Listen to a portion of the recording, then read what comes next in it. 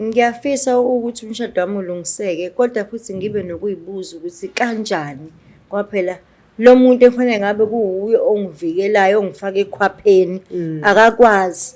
Usazoshintsha na? Ngoba ngabe ngimbuza ukuthi asifuni ngani indawo, athi yazi uma usekhulile, uma uzobheka ubani. Into nje akangitshelele yona leyo, uma uzobheka ubani. So into ebalekile nje la ukuthi uma uzokwenza njani, uma uzobheka uba ekhaya, wena injabulo yakho akanandaba. I-happiness yami ayikho kahle kahle. Njengomuntu uma usushadile uyadinga uba nendawo yakho. Ukuthi umuzi wami-ke lo. Angikwazi ukuthi umuzi wami emzini yabantu. Okay. Now, mangathiwa ke uyalungiseka umshado wakho. Yeah. Would you be comfortable ukubuyela ekhaya kaMntungwa uyohlala noma? Mina ngibona ukuthi ngizoba comfortable shema ngifuna uqamanga. At least mangabe sifuna indawo yethu, ngika right.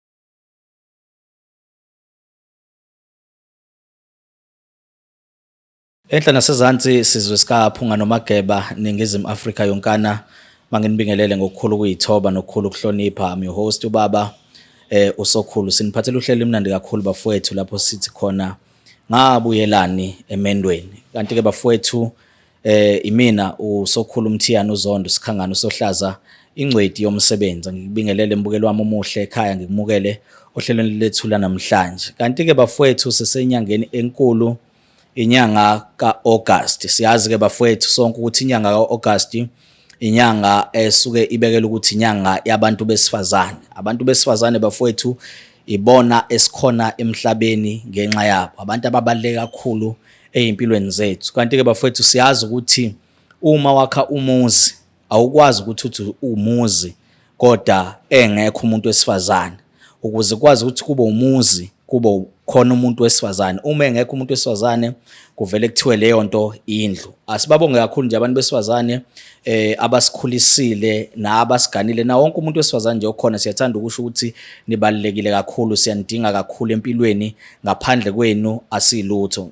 Ngiyathanda futhi nje ukudlulisa amazwi ukuthi uma ukhona ungilalela umuntu wesifazane ungibukela namhlanje, ngiyathanda ukusho ukuthi uma walimala la walimala khona, walimala egameni lomuntu wesilisa noma walimazwa umuntu wesilisa, ngiyathanda ukusho ukuthi egameni labantu besilisa nje siyaxolisa. Siyakuthanda kakhulu, nibalekile kakhulu ezimpilweni zethu. Uhlelo nginiphathele lona namhlanje, niphathele uhlelo oluthi ngabuyelani emendweni. Kanti ke namhlanje ke mbukelo wami omuhle weBlack Life TV angihambi ngedwa, ngihamba nosisi wami la udadewethu ozosibeka nje sithombeni ukuthi yena yini yambuyisela ekhaya lakhe, into eyadala ukuthi ashiye umendo wakhe decide ukubuyela ekhaya. Dadewethu ngicela ukubingelela namhlanje, ubingelela ababukeli. Sanibonani babukeli kwi-Black Life TV. Yes. Yebo, mina nguZandile wakaMthethwa oganeleka Khumalo. Okay, uhlala kubusisi wami? Ngihlala eManmoria. But sengibuyele ekhaya kwaMashu. Uhlala eMount Moriah sobuyele ekhaya kwaMashu? Yebo. Okay, sisi wami ushade nini? Umshado wami wawungo-2012 but ukuphindela kwami ekhaya ngiphindele ngo-2018. 2018. Yebo. Okay, unabo abantwana nobaba? Yebo, nginabo abantwana. About2. Yebo, lo munye shuthi ngathi ngishada vele wayesesehleli ngoba ka-2012 naye kanye nomshado wami. Okay. Lo munye ka-2019. Lo munye ka-2019. Yebo. Okay. Yini into edala sisi wami udecide ukuthatha imithwalo yakho? Ukuthatha imithwalo yami, angifuni ukuqamba amanga, sasiphathene kahle nomnyeni wami, kumnandi kunje yaya. Okay. So umnyeni wami kona ngokuthi athola umsebenzi ophumayo. Mayethola umsebenzi wokuphuma, ngasala mina ekhaya bengihlala kamnyeni wami, ngihlala nomamezala wami, ngihlala noSqueezer wami olama umnyeni wami, bese kuba yimina nezingane zami. Okay. So ngelinye ilanga bengibona nje indlela umamezala wami indlela angiphatha ngayo, ngiba uthi angingangami lo ngimtshela umnyeni wami ngathi kunezinto la ezenziwa umamezala. Yeah. Athi hayi ungamnaki uma usekhulile yabo, nami nginganaki. Okay. Kwathi ngelinye ilanga ngiphuma ebathroom shuthi babeyitshela mhlawumbe ukuthi ingane igeza ngazi Yeah. ngoba ngabafice passage nje nesqueezer wami behleba Alright. bethi lo mncane akusiyena owakhona Kuhleba umamezala nondodakazi wakhe. nondodakazi wakhe. Yebo baba kunjalo. Okay. Behleba ukuthi umagcina wami ngathi akusiyena wakhona. Mm. Ngangayinothisa lento ngangafuna bakhombisa ukuthi ngizwile. Ngadlula nje ngayihlekela kwamnandi. Ngilinda usuku Wavele wahleka. Yebo ngangafuna ubakhombisa ukuthi sengizwile izinto abayikhulumayo. Ngalifuna usuku ukuthi mangifika umnyeni wami ngizomchazela wafika nangempela umnyeni wami kwakulwesihlanu. Yeah. Ngoba ukebuye afike ngolwesihlanu abuye afike ngomgqibelo kanjalo. Wafike ngamchazela. Angitshela ukuthi ngiyathanda ukunaka izinto engafanele ngabe ngiyinaka. As long yena mayesangibheka. Uyamvezela ukuthi kuthiwe Nginga Le ngane kamtsheli akusiyona yakhe. yebo sengizimtshela ngalo lolo suku. hayibo. Ase uyathanda ukunaka izinto ongafanele ngabe uyayinaka. Hayibo. Ngithi mina uyisho kanjani lento ngihlezi ngitshela ukuthi umamezala wami unokwenza izinto engayiqondi uze angamnaka usemdala. Manje sengiyakuchazela ukuthi ngibazwile nosisi wakho basho ukuthi nokuthi uthi futhi anganginaki. Into engizoyenza manje ngizofete ngekhaya ngithi ngoshaya umoya kancane. Yeah. Ngiyopholisa ikhanda ngoba nasekhaya nginobhuti vele ongaphilile okhubazekile. Okay. Nangempela ngahamba ngaye ekhaya. Ngangahamba ngalelanga khona umlini wami ngilinda ukuthi azahambe ngesonto eseyemsebenzini. Umyeni wakho ufika ngolesihlanu Yebo ahambe Sunday. Okay. Yebo. Okay. Ngamlinda ukuthi azahambe ngoba ngifuna umkhombisa nami ukuthi ngempela ngimuntu ozenzelayo. Ngahamba ngamtshela sengifone ngathi ngiyahamba ngiyobheka ubhuti wami athi ayikho inkinga ngoba as usual ngimfone ngithi ngiyobheka ubhuti wami. Okay. Athi okay ayikho inkinga. Kwathi the following week etshela ukuthi uzongifica endlini wangangifica. Okay. On Friday the following week. Okay. Wangibuza ukuthi hawu indaba angasafice ekhaya. Futhi wathi hamba ngesonto nawe wawuhamba. Yebo. Okay. Ngoba vele lo mdala wami lo mdala 13 akahlali vele lapha yana uhlala ekhaya. Uhlala ekhaya kini. Yebo. Okay.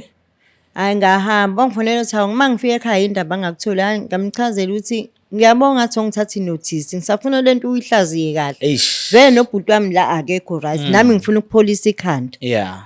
Ngama ngichazela ukuthi kwenzakalani kini uthatha inotice. Yeah. Hayi ke kube umuntu njengathi uzoyilungisa indaba kanti vele bengibona ukuthi lo muntu ulizwa ngabazali bakhe. Ubaba lo Yebo wakwa. benginakho ukubona kodwa ngithi ngoba ngiyamthanda ubaba wengane zami Okay. ngifuna ukubona ibehavior yakhe ukuthi kuyohamba izigciniphi. Njalo lo muntu lo ngaphambi kokuba enginika imali mayifikile qala ngima wakhe asibonisana. Akhamba esengitshela sengishiya imali engaka kuma. Umehola imali yakuma. Angithi buya Friday. Yeah. Yebo athi ayisengivete nganika uma imali engaka. Ngimbuza awungitshelanga ngani mina. Ngaphela vele phela mina nosisi wakho kufanele sethe ngikudla uma wakho umdala. Yeah. Athi ayisenobonisana usinenza njani. Ngithule lento inezikhawu izenzeke ngithulele. Ngithi ayisho ukuthi uyamimpraise uma wakhe noma ninganaki. Ngaphela fanele aqale kumina sixoxisane nayima wabo cabanga ngikhipha imali engaka Nginikezela uma. Yeah. Benomkhuba nje wakho kwenza njalo. Ngabo uthi eshuthi lo muntu mama siboy vele. Imake mamthethwa ngenkathi wena uhamba umntwana lo mncane omthole ngo2019 wahamba naye. Ngahamba naye. Okay, kuba nokhona ekhaya kini. Ekhaya khona sisi wami khona lo bhuti okhubazekile enganasisi wami nale yami u2012. Abazali abasekho. Abazali abasekho asinabo. Oh, okay. Manje ke uma la umyeni wakhe efika yonke into eyishiya kuma wakhe umchazela ukuthi baba kwenziwa kanje imini unkosikazi wakho kufanele ngabe lento uqala uyixoxe nami uqala uthini kwena. Ngiyamchazela vele ngitshela ukuthi uma wakho usekhulile uma wakho uyafana nengane. Ngibuza ukuthi uma wakho mayefana nengane ukhona nje udadewabo. Udadewabo phela fanele kube yiyo at least abonisayo nami ukuthi hayi mama wakhe Nxa ukuthi kushiya imali engaka noma sibize sonkeke. Yes, Sike endlini enkulu. Hayi manje ngishiya imali engaka ngimawabo bazohamba nodadewethu bothenga inkulu. Yini ofuna bekuphathele yona? Mhlambe sengiyenze example noma athi mana u200 manje uwomela idrink noma uhalela amahewu usiyothumela noma ingane zokuthengela. No ngiyakuzwa siswami ngiyakuzwa.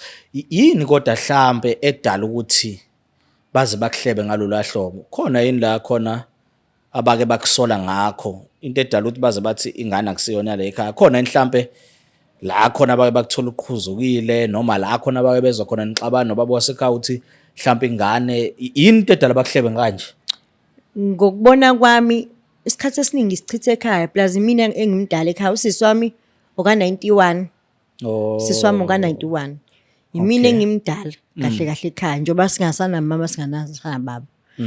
So isikhathi esiningi ngiye ekhaya nami ngithola lo manqoshana ngiholile Yeah. ngiye ekhaya. Kwesinye isikhathi bangizwe sengifona ngithi namhlanje angibuyi ngisuke emsebenzini ngiphindele ngiye ekhaya ngeke Yeah. ngikwazi ukuza ngalapho. Yeah. Ngiye ekhaya ngicela squeeze wami ungibhekele ingane yami ngizokuthipha ngemali encane. Yeah. Kama ngithola ukuthi khonto eshodayo ngala angifuna ukuthi sami ngisemsebenzini shoda into ukuthi Yeah. ngiphuma emsebenzini ngiye ekhaya Yeah. straight. Mangibuye sengimnika lo mali ngiyamthipha. Angano mhlamba sobetshe ukuthi ngisuke ngihambile ngendlela enzama ngazi ngoba isikhathi esiningi sichithe ekhaya. So ubaba akaza akuthathe notice ayithathe nje serious lento ukuthi kuthiwa lengane akusiyona yakubo akusiyona yakhe Angeke ngazi ngoba kahle kahle shithi umuntu onganaki. umuntu ongana Ngizosho njalo. Umuntu Yeah. onganaki ngoba nalokho kwemali egrosa yonke into akukhona oqala ngimtshela kodwa futhi angashintshi. uke waba nesikhathi la khona uhlala khona mhlambe nobaba phansi uke uyisuggest lento ukuthi nakho umuzweni uthi into edala ukuthi nihlale la nomamezala la nihlala khona nomamezala umuzi kababa okanye kubo ubaba Umuzi kababa wakhe like ifamily house oh isekhaya kubo isekhaya kubo. okay Wama ngabe ngimbuza ukuthi asifuni ngani indawo athi yazi uma usekhulile uma uzobheka ubani. Into nje angitshelele yona le uma uzobheka ubani. yo so into ebalekile nje la uma ukuthi uma uzokwenza njani uma uzobheka uba ekhaya wena injabulo yakho akanandaba nayo. I-happiness yami ayikho kahle kahle njengomuntu uma usushadile uyadinga uba nendawo yakho ukuthi hayi, umuzi wami ke lo angikwazi ukuthi umuzi wami emzini yabantu Yeah. angikwazi ukuthi ngithi semzini wami emzini yabantu. Yeah. Ubaba uke waba nayo umakoti before wena. Enye into ke futhi ebengiyinothise umyeni wami ngathi ngifika kwathiwa bekukhona umuntu obekhona phambilini. Ebemthanda umamezala. Obegana umyeni wakho. Be like i-girlfriend ngicabanga yebo. Bebehlala ndawonye. Abe labo mhlambe ngama weekend njalo mayifikile. I see. Yeah. Shuthi ugirlfriend ubefike ephathela umamezala wami izipho into enjengalezo. okay, Umkhondo nami okay. ngiyitsho mhlawumbe ilokho umamezala engangithanda. Yeah. Ngoba mina ngisakwazi ukwenza njenga girlfriend yomyeni wami. Phela mina kufanele nginomndeni kufanele ngubheki nami. Shuthi uyithole ukwi-competition manje. Yebo sengiphakathi yebo. Shu. Ngoba ngamathi yabo like mayibuya khuluma kuyinyanga yakhe seyinkosi. Yimi le ngasathola ilutho kuyinyanga yami. Oh yeka mina engangithola amagawuni noma morning shoes makuyinyanga yami. Ngibo usho utshela mina bo ngesitayeli yebo. Yo, ngiyakuzwa siswami, ngiyakuzwa. No ngiyakuthola siswami ngicabanga ukuthi umuntu okufuna kuvikele uyena ubaba wasekhaya. Yebo uyena kodwa manje nami angisazi and ngiyamthanda umyeni wami kodwa manje kunzima. Kunzima ukuthi ngibuyele lapha ngoba angimazi noma uzoshintsha yini. Uzoshintsha yini? Umamezala kushuthi akakuthandi usisi wasemzini. Yena ibehavior yakhe njani uma Usisi wami semzini shema ngifuna uqamba manga. Jatshuliswa imali ngisho nathi unginika u50 rand. ujatshuliswa imali? Jatshuliswa lokho omnika khona nje. Yeah. Mangabe nginganamali ngizoba mumbi yabo lo muntu oxokizayo. Oh. Ngishona ngala. Okay. Kushuthi ufuna ukuba umuntu ongathi ungahleza umthenga njalo. Yebo umthenga ngoba ngisho ngithiwa ngiphuma emsebenzini ngithi angibhekele ingane zami khulileka sikuze nampela futhi ingane zami ibheka kahle ibuye egezile yonke into. Manganamali nje mama wakhe ehleba naye uzongihleba naye kanjalo. Yeah. Into nje on and off. Oh, okay. So into oyifilayo seswami njengamanje ufila ngathi akekho umuntu ongase sayidini lakho kuleli khaya. Ngingedwa nje yebo ngingedwa nje in between ingala ngithi ngibuka umyeni wami uzoba nami uzongiseka cha ngibuka ngala yabo nje sengibuye ngisabe ngisho ukudla ngisazi manje. No nxese kakhulu mamthethwa nxese kakhulu. Ngicabanga ukuthi sifuna sizama ukukhuluma nobaba kwakho.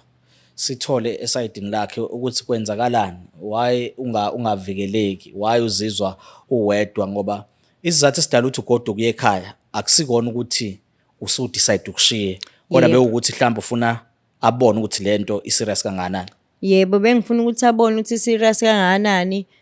Kodwa iy'nkombo indlela enza ngayo ukubuka kwami shuthi vele nabo bevele engasangithandi ngoba phela befana ngabe uhlala nami uhlanganisa umndeni angikwazi ukuthi ngibuyise ekhaya. Ngizobuyela kanjani engayikhathazi kwayena. Uthe uhambe ngamuphi unyaka ubuyele ekhaya? Ngibuye 2013, 18 balo nyaka lo 2026. 2026. Umfana wami lo owaka 2019 Oh. lo wokugcina. Lo abathi akuyena wakhona. Shuthi iminyaka esithe ukuhamba impela Yebo, akayihluphi. akayihluki. Ngenze njani mina? Usakusupport ubaba? Ingane yami isize yana no 7 years manje. Uyakusupporta kodwa Uyafika yena Uyazondla phela ingane. shuthi angazi noma usuyenzela izingane noma wenzani uyafika abuye ezongibheka. Abuye ashiye lo mali leyo. Ngathi asibone ukuthi senza njani. Kodwa ukuthi ngibuye ekhaya nje akayihluphi. akayihluki. Yebo. Sure. No sisiwami kulungile ngiyakuzwa nxese kakhulu ukuthi uyithole uyizwela uwedwa nxese kakhulu ngiyakholwa kodwa sisiwami ukuthi sizothi uma sihlangana sesilikhuluma udaba lakho ngoba angihambi nami ngedwa khona umama owecebo ngizothi socela ubaba ahlale naye phansi sikhulume naye sibone ukuthi mhlambe yini inkinga ningasizakala kanjani but ngiyayithanda into eyivezayo ukuthi izathu sidala ugoduka hayi ngoba nakho ubusufuna ukugoduka ngenxa yokuthi ubuzama ukuthi asondele eduze kwakho nibone ukuthi lento ningayilungisa kanjani. Yebo kunjalo. Yeah. Ngiyakujabulela kakhulu lokho. No kuzolunga abamthetho. Yebo. Mbukelo wami omuhle we-Black Life TV sisohlelweni ngabuyelani emendweni. Sinodadewethu uMamthethwa oveza ukuphatheka kabi kwakhe emzini wakhe la ashadele khona. Sithola abafowethu ukuthi umama ushadile unabantwana ababili kodwa isimo senhlalo asihle because bahlala la nomamezala. Njengoba behlala nomamezala uyizwela ngazi ukuthi umamezala inhliziyo yakhe yanamathela kuloya muntu oqala owayebambisene nendodana yakhe. Manje lo sisi uma efika uyithole sengena kwi-competition nomuntu angamazi. So sizolanda ubaba ke manje uKhumalo ke sikhulume naye sihlale naye phansi sibuze ukuthi kwenzakalani why unkosikazi wakhe emshadile ayizwele engazi ukuthi akanamuntu. Cela nje uhlale kanye nathi mbukelo wami omuhle umama owecebo sokhulu uzolanda ubaba uMntungwa bahlale naye phansi silikhulume leli daba ukuthi umdedela kanjani unkosikazi wakhe. Ngiyakholwa bafowethu lento isengalungiseka ke sithi shwe ezitolo siyophuza amanzi.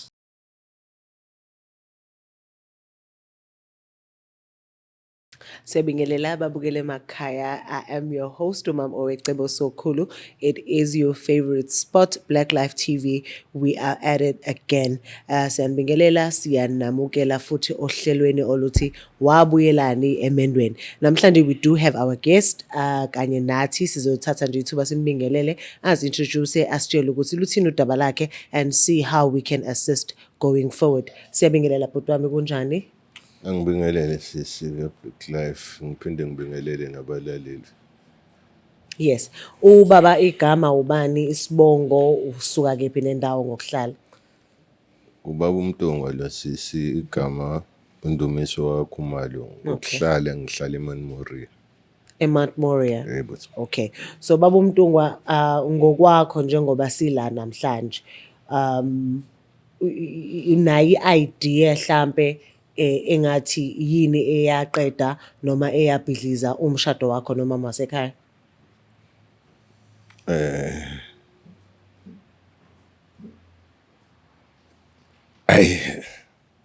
Anginayo clue kahle sisi. Anginayo clue. It's a long story nje. Right. So if you were to nje ukuthi usidwebele a picture usibeke nje sithombeni ukuthi ngalokho wena okucabangayo kungenza ukuthi you don't have an idea but nginesho ikhona into eringayo emqondweni wakho uma ubheka isimo phakathi kwakho nomama njengamanje, what could have been the cause? Yeah, umama ngiphilile nje. Bekumnandi nje kukuhle. Right. Yeah, lento nje siqale mangaphosisi from 2012. 2012. Yes. Okay, yes. Bekukuhle nje. Yeah, kumnandi nje. So and sihlala ndawonye. Right. Yeah. Ekhaya lami sihlala noma wami naye. Ugoduke nini umakoti? Ngicabanga ukuthi emva kwengane yethu nje leyo yokugcina was 2018 to 2019. Right. Wayeseyahamba ke.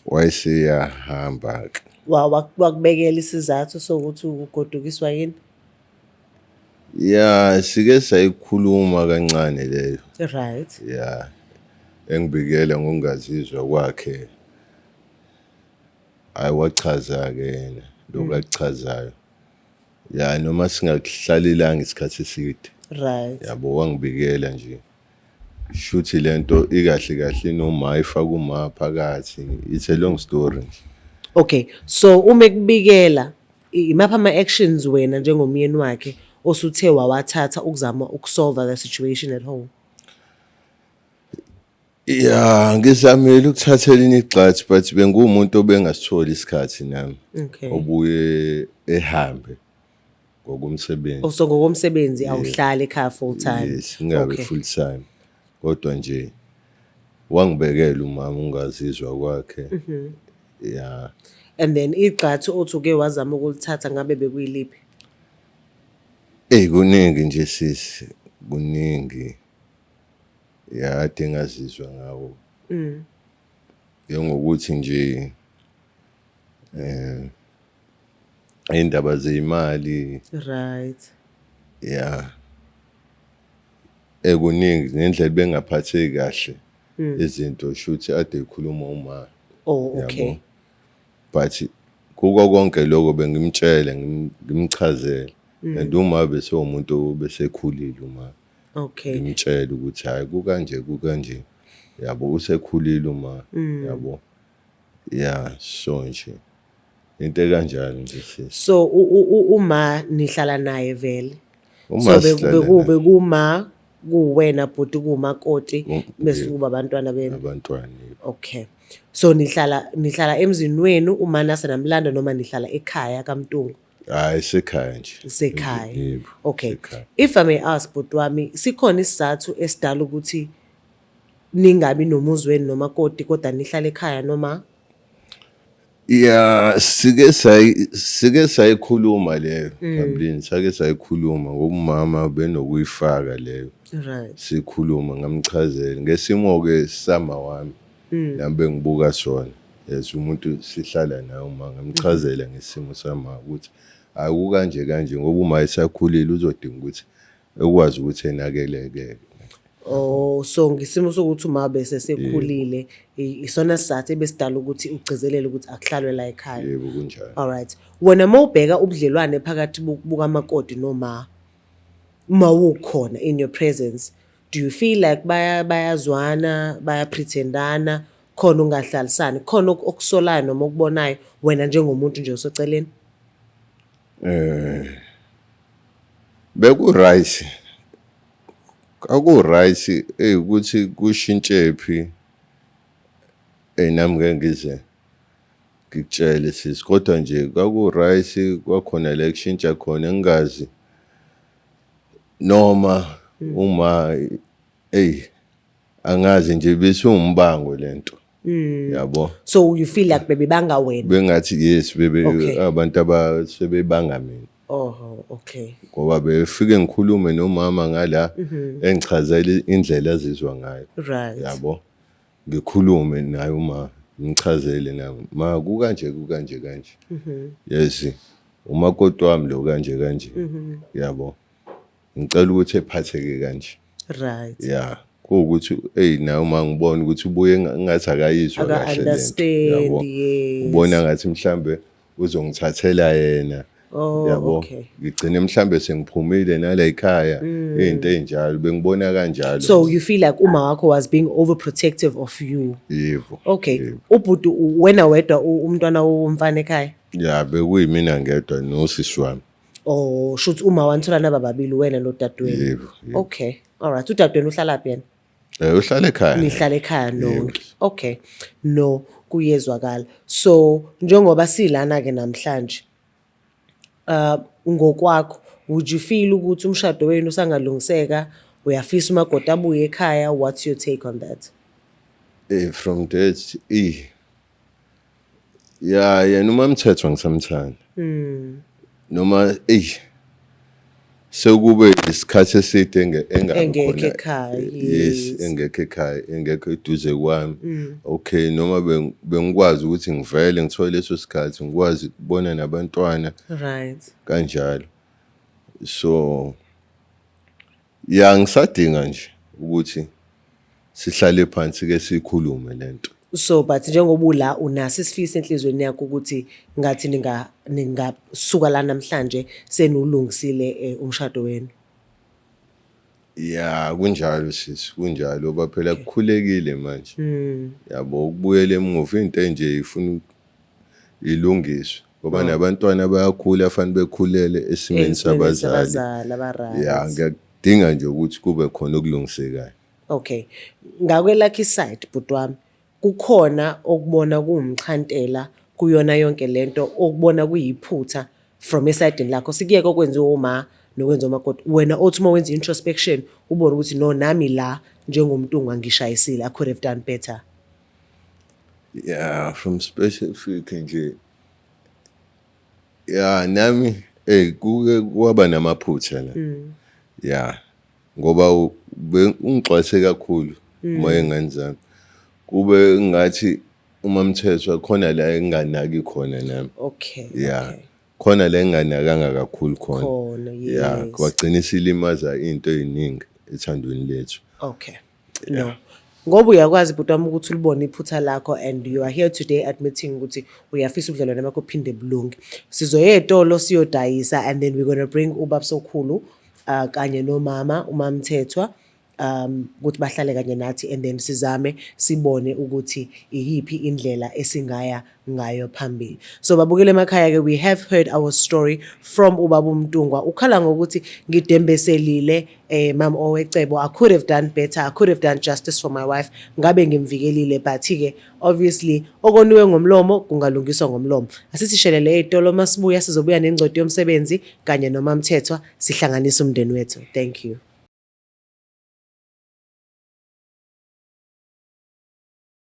Ngiyafisa ukuthi ngidlulise ukubonga kunina nonke nikwazile ukuthi niphumelele kade kuyiwe emanzini beyohlambulula nje abantu abanye bahambele ukuthi bavulele inhlahla zabo abazalwa nazo. Ngiyabona sibonile niphumile ngobuningi benu, siyabonga futhi kakhulu. Into engijabulisayo mina ukuthi ngibuka ukuthi indlela enikhuthalele ngayo impilo zenu isho likhulu nakuthina esifakile isandla ukuthi nigcinene right. So osalileke noma ungenzeka ukuthi ubefisile Nkosi yami washo ukuthi akwazi ukuthi aphumelele kulokho kwedlule. So abaphathi bakwimpande zama-Afrika baphinde bakuveza futhi ukuthi bayayisa futhi abantu ngomhla kuSeptember. So mawukuthi usalile kulokho kwedlule lisakhona futhi ithuba ngomhla ka-20 September kuyobe kuyi-Sunday. So ama-testimony ke asengenile bakithi noma ngingakakutholi ikhathi ukuthi ayisende yakhe i-testimony usangayisenda nje ku-062 219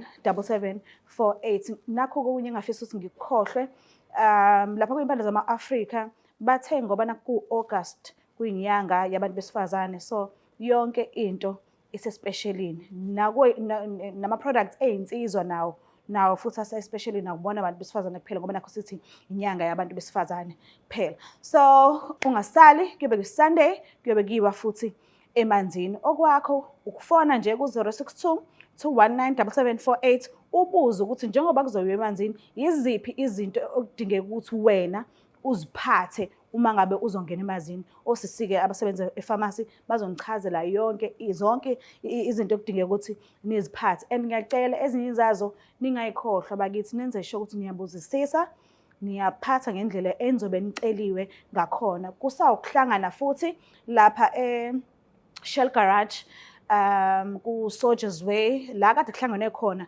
ekuqaleni nakhona futhi kuzohlangana ngo-6 ekseni. Angeke lize lishona ilanga, bekade bekhona babonile ukuthi asithathanga ilanga lonke. Omkhulu uzamile ukuthi asheshise nakhona, hayi ukuthi ubesesheshisela ukuthi abantu abarojwe, cha, siyazi ukuthi ziningi izinto ekufanele nizenze nanosukwini kwayinathi ningi imisebenzi esibhekile usuku nosuku. So besingafisa ukuthi kululeke isikhathi. Akekho umuntu ozothi ulibale kade kuyiwe emanzini wafika late kuba ngeke nje ufike sekuhlwile uzofika kusakhanya vele because kuzobe kuphuthuma. Kodwa lokho kuphuthuma akusho ukuthi nizobe nirojiwe, cha, yonke into izokwenziwa kahle ngesnack. So uma ngalithola ngithuba ngoyedlule alingaphuthi-ke futhi. Bye. Mbukelo wami omuhle, sesibuyile-ke ingcweti yomsebenzi lo Sikhangane. Angisahambi-ke ngedwa, sengihamba nowakwami umama Owecebo. Mama, Yes, baba njani? Ikahle ntombi. Siyaphila, siyabingelela babukeli Black Life TV. We are back with ifamily yakwaKhumalo namhlanje. Sizoxazulula ke baba la. Yes ma'am. Sizoxazulula la. I'm not sure whether I should go first. To our ladies first. Nazia, sixoxeleke no baba uMtungwa la. Noma usungirobha ladies first, mina ophethe lady phela. umamthetho. That's fine, you go first, yeah. Okay, sixoxele no baba uMtungwa la and baba uMtungwa uveza ukuthi umama wakhe uhambile ekhaya, Yeah. but akanayo iidea kahle ukuthi iyona kuyipi into exoshe umakoti ekhaya.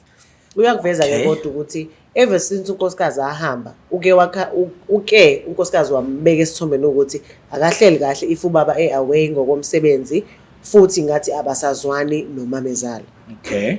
So i-challenge la sokhulisa ekuthenini bahlala ekhaya kwaMtungwa, family house. So meaning ukuthi ubaba uMtungwa, uMamthethwa bahlala nomamezala nosiswa semzini. Nosiswa semzini. Yes. Right. So it's a family house, bonke bahlala lana. Kuba ukuthi ke ubaba uMtungwa ngokomsebenzi uya travela, so ubuya bekhona ekhaya abuya ngabibikho. Yeah. So ukhala ngokuthi ubaba uMtungwa ke uthe uMamthethwa membekela udaba lwakhe. Yeah. Kwasiba khona ukudembesela ukuthi if ezama ukuthi akhulume nomama eceleni, umama wakhombisa ukuthi aka understand kahle ukuthi umakoti ithini irole yakhe la ekhaya. So ufile ngathi ubebangwa umakoti kanye nomama. Okay. Yes. So that's the gist of the story ukuthi uMtungwa la is caught in between. Uyamthanda umama wakhe, uyamthanda nomakoti, but manje ufile ngathi boba uthula abantu bayamdephuna akasazi ukuthi akhethe bani phakathi kwabo. Okay. No kuyazwakala mama, kuyazwakala. Baba uNtongwane yaphela Nkosi yami. Siyaphila mhlonishwa. Kuyaphileka. Cela usondeze mic yakho nje. Kuyaphileka Nkosi. Yebo siyaphila, ngiyaphila mhlonishwa. Hayi siyaphila kakhulu, siyabonga kakhulu. No mama la nawe baba uMbulasi. Ngixoxile noMamthethwa. Right. Ukuthi yini into edala ukuthi a decide ugoduka ekhaya. Uthi uMamthethwa into eyenzakalayo ubaba uMtungwa bashadile naye, bashade ngo-2012 njengoba kade usho, bahlala nomamezala njengoba kade uveza into efanayo, but into ephathe kabi uMamthethwa eyokuthi uthe efika la kaKhumalo ezogana noma ezoshada la kaKhumalo, ubazi ubaba uMtungwa, Right. akekho umuntu omunye abemazi. Okay. Ube nethemba lokuthi uma efika la kaMtungwa ubaba uMtungwa uzomvikela. Okay. Only to find ukuthi ubaba uMtungwa usondele kakhulu ngakuma wakhe Ish. ngoba bahlala ndawonye. Yeah. Lento ukuthi uMtungwa uhamba Sunday abuye Friday njalo, uma ebuya ngoLwesihlanu uMtungwa eseholile. Umama phela uyalindela ukuthi sifikile intshure kuzokukhishwa imali kuxoxa ukuthi kwenziwani idingo zasekhaya. But manje uMtungwa into ayenzayo uqala endlini enkulu kuma. Elele. Afike kuma akhiphe yonke into abuye sebuya nengxenye Esale kumama. Esezoyinikeza umakoti. Ingxenye isiza kuMamthethwa. Manje kuMamthethwa lento iyamlimaza because ufila sengazi ukuthi unomna wabo ola ekhaya okumamezala wakhe. You understand that? Number 2, into esha uMamthethwa ile ukuthi umamezala akhe abanabo ubudlelwano obuhle nomamezala. Okay. Uyazama ukuyifaka umamezala kodwa ubona ngazi ukuthi umamezala kamamukeli. Right. I understand. Then ileyo nto ke to a point ukuthi umamezala nosisi. Usisi kaMtungwa. Right. Bake baba nenhlebe khona ngazi uke watshela ngenhlebo ngoba lento wam-addressa uMntungwa ngayo. No ayivelanga yethu. Angithi wayixoxa noba Yebo. ake ngakutshela inhlebo mina mama. Iyiphi inhlebo Eyaphatha owayithola kahle. ekhaya? Suthi ngangiphuma ebathroom ngiphuma ukogeza. Mangithi qa epassage nangumamezala wami nangu-usisi omncane. Yeah. So ngabezwa bethi bafuna ukutshela ubhuti. Kufanele ma umtshela ubhuti ukuthi le ngane le kaSqueeze akusiyo yakhe yabo. Ngiqhamuka ngishiwa kanjalo. Yo. And the time ngidlula kubona ngidlula ngumuntu ohleka kodwa ulimele ngaphakathi. Usezwile? Sengizwile but ngiyahleka ngifuna ukubakhombisa ukuthi lento ingihate yebo ngiyangilimaza. Ngalinda umyeni wami ukuthi afike ku Friday ngabuya ngamtshela. Igama lisho athi ngingabanaki. Ngiyazi ukuthi ngizeleni la ngingabanaki usuyabazi nje uyamazi nje uma umdala. So ila ngathatha khona isinqumo ukuthi no ngcono ngidecide ukuthi ngenza njalo. So yes ma'am. Uma uthi wabezwa and igama lalithi kufanele atshelwe uMntungwa ukuthi ingane akusiyo yakhe. Basho ingane yenu yasemshadweni. Bayebo basho lo wami wasemshadweni phela bobabili kahle kahle basemshadweni phela ngishade ngibathole vele sengishadile yebo. Okay. Yo, Ilaspon le etholale ngo-2019. Yebo, lekuthiwa kuyona Lekuthiwa kuyona yale ekhaya. Mhlawumbe before ngiqhubeke mama ngoba ngiyafisa uqale sihambeni sonke kanye kanye. Right. Ntungwa, Mhlonishwa Nkosi yami. Yebo Mhlonishwa. Umama wake weza kuwena nodaba olukanje lokuthi kuthiwa ilasbon yenu ayizalo wena. Lokho kwengane angizange kuba into engiyithatha serious kakhulu. Yeah, ngiyithathanga serious kakhulu. Yena uma benako ukuveza okunye okuncane ukukhombisa ukuthi hayi akuyona ingane yala ekhaya le. Yabo. Isizathu uMntungwa esenza ukuthi ungayithathi serious mhlasimpe isiphi. Uma abasekhaya beveza ukuthi lengane akuyona la ekhaya. Yeah. Wena bese lento wenze ngathi into engekho. Mhlambe what are your reasons? Ya ngendlela engibuke ngayo. Bese ngilandele nje lento yengxabano zabo. Ya. Benoma Mthethwa. Ngoba bese bexabane nje ungazwani isikhathi eside. So ngathi ngibona ukuthi hayi mhlambe noma ukukhula noma indlela. Yeah. Mhlambe uma afuna ngingabe right ngiphume mhlambe kuyena bese kuningi nje okwenzakalayo. So uke wam-addressa umanga lokhu ukuthi ma why usho into enkulu kangaka noma kube yinto nje oyizibayo wayilekilenga. Ya benginako ukumbuza yena kodwa ngayithola impendulo egcwele kuyena.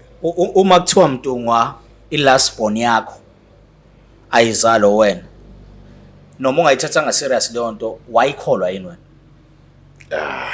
Noma ngoba ngisho ukuthi angiyithathanga nje serious. Mina ngangibona into kuyinto engekho lo beyishuma. Angizange ngibe serious kakhulu kuyona. Okay. Alright. So into ke edala ukuthi uma Mthethwa athathe imithwalo yakhe ashiyumendo agoduke ukuthi uyizwele yedwa. With no support. Engena support, engenamuntu omvikelayo, ubona umndeni wonke uhlangene ndawonye against yena, including lo omlethi owamlanda kuwo wathi uyamthanda. Iyona ke inkinga esinayo. Yo. Mamthetho. Before nje siye kude. Njengoba sila namhlanje enhlizweni yakho kukhona yini ukuthi uyafisa ukuthi umshado wakho nobaba uMntungwa ulungiseke? Ngiyafisa ukuthi umshado wami ulungiseke kodwa futhi ngibe nokuyibuza ukuthi kanjani ngoba phela lo muntu efanele ngabe kuuye ongivikelayo ongifaka ekhwapheni akakwazi usazoshintsha na. Okay. Now mangathiwa ke uyalungiseka umshado wakho, would you be comfortable ukubuyela ekhaya kaMntungwa uyohlala noma? Mina ngibona ukuthi ngizoba comfortable shema ngifuna qhamanga at least mangabe sifuna indawo yethu ngika right. So terms and conditions sohlaza evelayo manje. Uthi Mamthethwa it's fine umshado wami ungalunga provided ukuthi ngithole umuzi wami.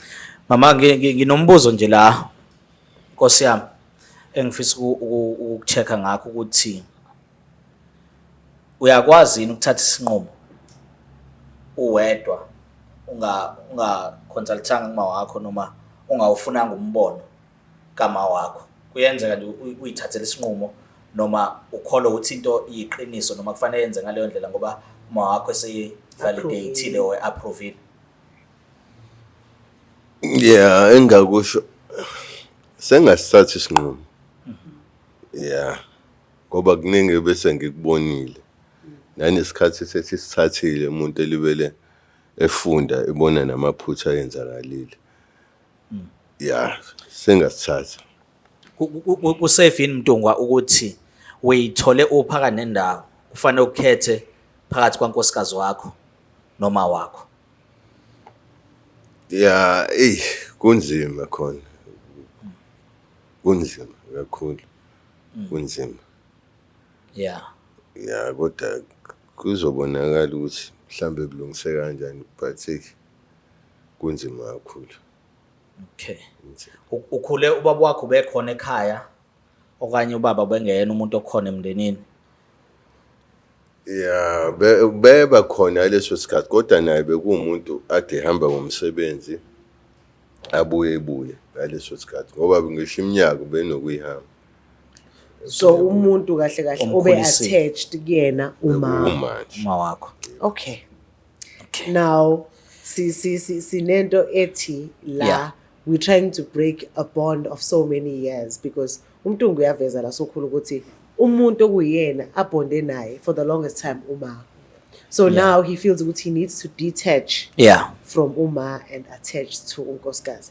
I don't know, babe, what's your take? Yeah, no engingakusho Mbulazi. Mhlawumbe oqala Nkosi yami awunalo iphutha ekutheni ube indoda enakekela umndeni. Into eright leyo ukuthi uma umuntu wesilisa unakekela umndeni futhi uvikele umndeni. Kodwa kufanele Mtungwa mnewethu uyibheke lento yokuthi empilweni kunezigaba zakhona. Sithi sizalwe siba amasons. Amadodana alapho ekhaya. Ngabe indodana nama wakho nobaba wakho uzalwa uyindodana umncane umfana. Ebese uyakhula, uma ukhula uyaphuma ekube nomfana ungene kulento ekuthiwa ubudoda. Uma usungena ebudodeni uyamuva ekubeni son kodwa uye ekubeni husband. You understand? Especially if usu decide ukuthatha umfazi. Mtungwa we are not saying kufanele uma uthatha umfazi bese uma wakho uyamlahla. Awumlahla uma wakho kodwa kufanele understand ukuthi once walanda lo muntu kubo wamletha la ekhaya kini umuntu asemthemba nafisa ukuvikela yena uwena. Yabo.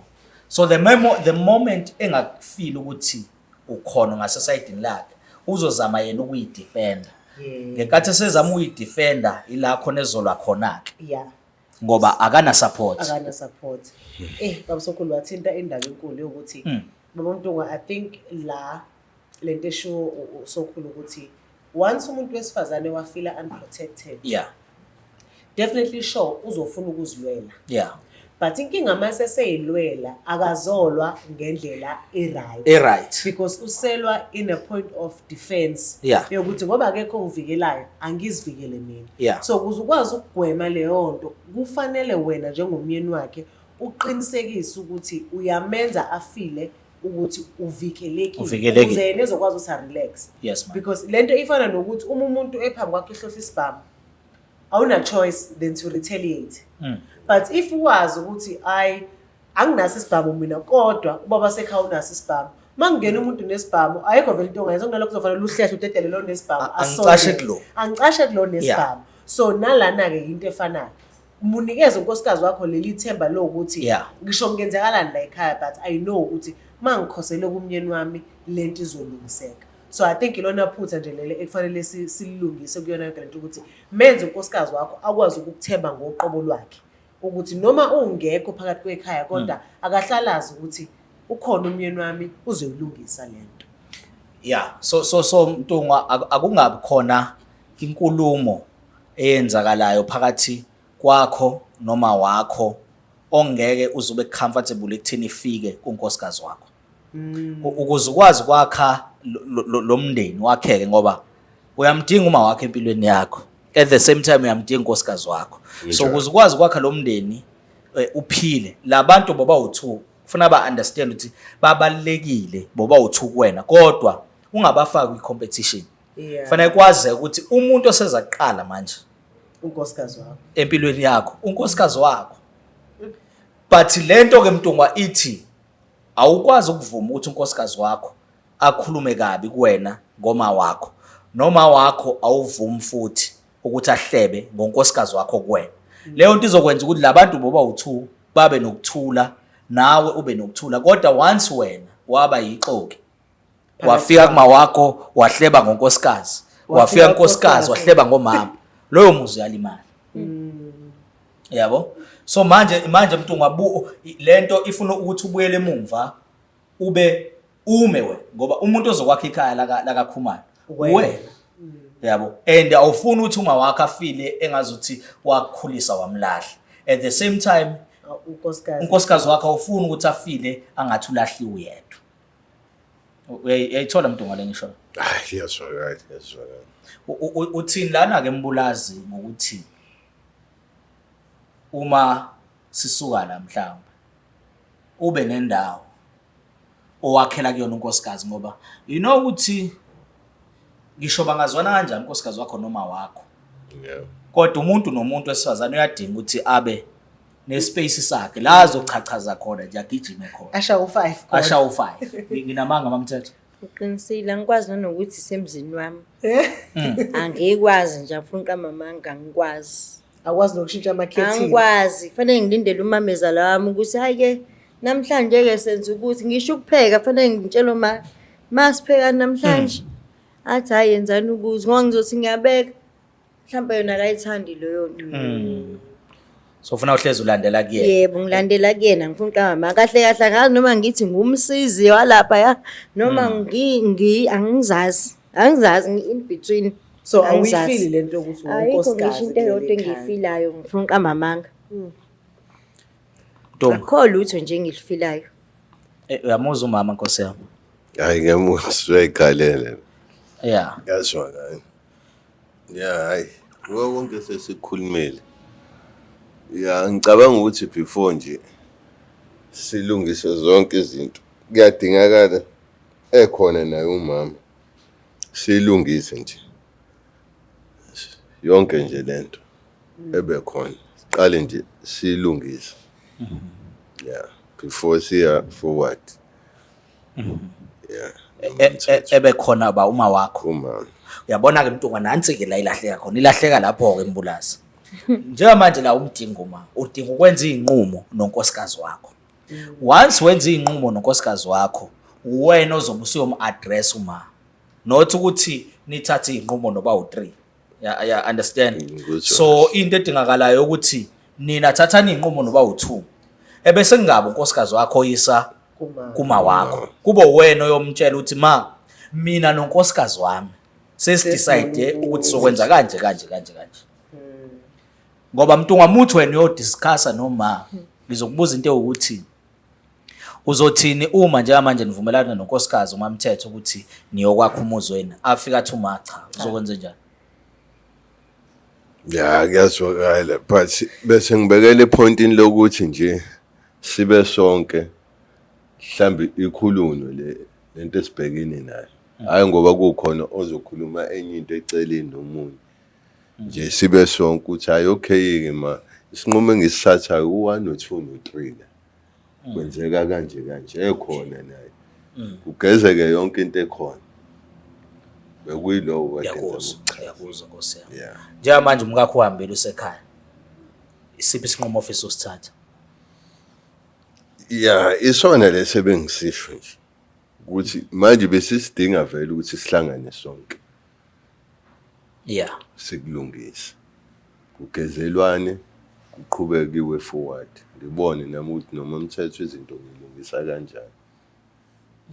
izinto baba uMthethwa baba uMtungwa uzoyilungisa uma uMthethwa esasekhaya noma uyamlanda uma uMthethwa mhlambe lapho nje uma ungasibeka nje sithombeni ukuthi from manje ukuze sizokwazi ukubona ukuthi usizo oludingakalayo luyapi. Yeah. Siyamlanda umakoti, siyambuyisa bese silungisa indlela yaphambili noma siqale sibize ifamily meeting kuxoxe kuyila sikepi lapho. Shuthi singaqala silungise lokho kwami noma Mthethwa. Okay. Yeah. Emva kokuthi sibonisane-ke sesingenza-ke i-meeting esizoyenza kube khona umanje ngobathi sihlala ndawonye siyifamily sikwazi ukuthi sigezelane. Yeah. Onalo kubonakala ukuthi kiwaphi ilo ngizama ukuchaza nje lokho. No ngiyakuthola Mtunga iqiniso mama Mthethwa lithi ngisho ngathiwa bekhona ungaboni ngasolinye phakathi kwakho nentombi endala kodwa njengamanje akufanele wena njengomakoti niphume ekhaya ngoba umuntu ungaqatshela. Yeah. Yebo. Akuhanjwa ekhaya nixabene. Ngakho ke ngicabanga le ayibeka uMtungwa kusho ukuthi uveza ukuthi ucela ukuthi umama abuye ekhaya. Yes. Babe right then ekutheni ba right. right kodwa akusho ukuthi sebezohlala la ekhaya. Yes. Bese beyaphuma bayokwakha umuzi wabo. Okay. Iloyo esho Mtunga. Iyona. Ayiyona. Mama uyibona kanjani le? Hayi mina anginankinga sengamukela noma yini azokusho ubaba Khumalo anginankinga nalokho as long nje mangi happy emshadweni wami ikhona vele engangikudinga lokho. Sekuyoba kuyena ukuthi umisa kanjani mina ngokubuka yena ezinhloko ukuthi yipi decision ayithathayo. Yes. Okay. We baba uMtunga mfowethu ngiyacela ukuthi kule lingenzeke iphutha. You know ke waveza ukuthi into awuyithathanga serious. Into ongayithathanga serious eyayivezwa umama wakho. Uma nisebudlelwaneni ngisho ngathiwa into uyibona incane kangakanani. Yes. Ungalinge uyithathe kancane uma upartner wakho eseyiraise. Yeah. Ngoba ukuthi wena uyibona incane akusho ukuthi nakuyena akusho ukuthi nakuyena incane. Njengoba yena sekwazile ukuyiveza kusho ukuthi yena iyamlimaza. So awulungisi into ngoba uyibona wena inesisindo kodwa uyilungisa into ngoba uyibona ukuthi kuyena inesisindo. Sometimes uaddressa izinto ongayibona ukuthi zibalekile uma ibalekile kuyena zithathe serious ngoba awufuni ukuthi upartner wakho afike kwipoint la khona athi angisakuvezi ukulimala kwami. Yeah. Ngoba once wathi asakuvezi ukulimala kwakhe lobo budlelwane busuke sebufana sebufile. Yeah. No ngicabanga ukuthi from my side ilokho nje Mthiyana ukuthi i-couple yethu today bahamba nezwi linye ukuthi they are willing to fix umshado wabo and we are starting from a clean slate. Mamthethwa uveza ukuthi she can settle for anything as long as ezoba happy emshadweni wakhe. Baba uMtungwa uyak-acknowledge ukuthi unamaphutha and he's willing ukwalungisa amaphutha. So okwethu I think it's just to support the couple ukuthi bakwazi ukuthatha the right decisions nokuthi babe nama-advisors azobalekelela ekuthenini going forward how do we then rectify the errors of the past. But okukodwa nje engizocela kwi-couple yethu namhlanje ukuthi osokwenzekile singabe sisabuyela kukho. Ngoba sesihlalile phansi sakukhuluma saxoxa Mamthethwa akuzothi 2 years later makuvela amaphutha bese uthi naseqaleni angithi ngangihanjiswe yikona kona lokho. Uma into sesithe sahlala phansi sayixoxa sayixolisa yadlula sase siyavumelana ukuthi sesiqala kabusha manje. Ngicela ukubeke lokho enhlizweni yakho ukuthi akukho mabibi manje ozowavusa azohlezi ethungala. Yes kwesinye isikhathi siyayithatha inqumo zokuthi no ngiyawulungisa lo mshado but uthola ukuthi khona la usalimele khona. But inxeba alipholiswa ngokuthi uhlale njalo uligumba. Inxeba alipholisi ukuthi njalo uhlale uligumba. So ukuze nje ezokwazi ukuphola ezinye izinto kufanele uthi ubusele eceleni ebese siqhubekela phambili. So ngiyacela enhlizweni zenu kungabi khona lutho okuzothi maqala manje kuba khona amanye amaphutha kube ukuthi usumbuyisele emumva ukuthi angithi nango 2019 you did this. Now ukuze nizokwazi nje ukudlula akudlule manje kube ukuthi siqala kabusha sesiyaphambili. Ntunga ukuba indoda ngokuthi uvikela umuntu wakho obambisene naye othandweni, uvikela abantwana bakho, uvikela umndeni wakho. Kuyiphutha kakhulu ukuthi umuntu obambisene naye othandweni ayizwele engavikelekile ukhona. Awufisi ke Ntunga ukuthi ube indoda ekhona kodwa eabsent kodwa ikhona. Yeah. Unkosikazi wakho akakufile ukuthi ukhona. Uma umfana wami omncane eneyinkinga uyazi ukuthi mekwabalekela kumina ezubaba wakhe akekho umuntu osengamthinta. Unkosikazi wakhe akabe kanjalo, akazi ukuthi ngisho ngathiwa kwenzakalani, but once ngafika kubaba wakwami sengiprotectekile. So protect nefamily yakho ubunye ekhaya. You know ukuthi umndeni isikhathi esiningi ubhidlizwa yithina amadoda ngokuthi uthola ukuthi asibi neqiniso. Ima eqinisweni ngisho ngathiwa kumnandi noma kumnandi bazogcina belijwayela iqiniso bephila kulona.